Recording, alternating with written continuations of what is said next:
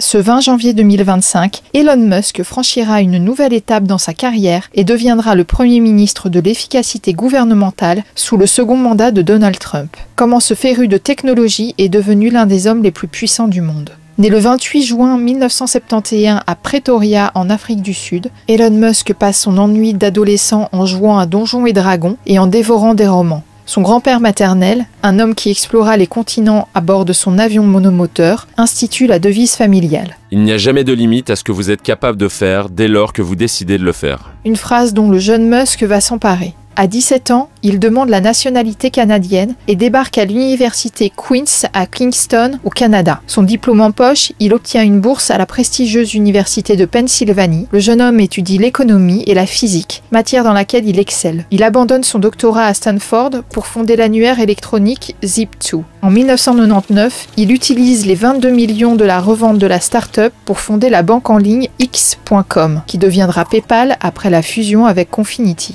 Il en devient le directeur général, mais se fait virer en raison de ses compétences managériales calamiteuses. En 2002, il revend ses parts et empoche 180 millions de dollars. De quoi acheter sa liberté d'entreprendre ses rêves les plus fous. SpaceX est sans doute celui auquel personne ne croyait. Pourtant, 6 ans après la création de la société d'astronautique et alors que celle-ci était en difficulté, l'homme réussit le pari de signer un partenariat avec la NASA pour ravitailler la station spatiale internationale. Mais son ambition ne s'arrête pas là. L'homme d'affaires entre au capital de Tesla en 2004 et en fait l'un des constructeurs automobiles les plus rentables. Ces deux sociétés lui permettent de devenir l'homme le plus riche du monde. Elon Musk est un homme brutal dans ses relations professionnelles. Ses faits d'armes les plus connus sont l'éviction d'un des cofondateurs historiques de Tesla et le licenciement de son assistant personnel après 12 ans de bons et loyaux services. On le dit mégalomane, tyrannique, impitoyable, d'une exigence extrême, lui se sent incompris. En 2021, il affirme sur le plateau de l'émission satirique américaine SNL être atteint du syndrome d'Asperger pour justifier certains de ses propos. Je sais bien que je dis ou je pose des choses étranges, mais c'est justement la façon dont travaille mon cerveau.